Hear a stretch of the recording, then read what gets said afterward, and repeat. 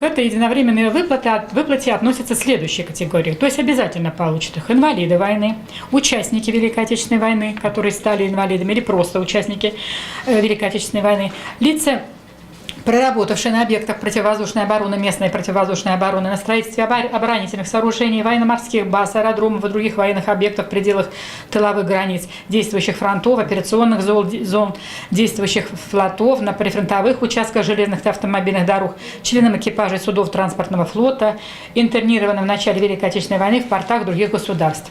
Лицам, награжденным знаком жителей блокадного Ленинграда, бывшим несовершеннолетним узникам концлагерей, гетто и других мест принудительного содержания, созданных фашистами и их союзниками в период мировой войны, вдовам военнослужащих, погибших в период войны с Финляндией, Великой Отечественной войны, войны с Японией, вдовам умерших инвалидов войны Великой Отечественной и участникам Великой Отечественной войны. Вот эти перечисленные категории получат единовременную выплату в размере 7 тысяч рублей.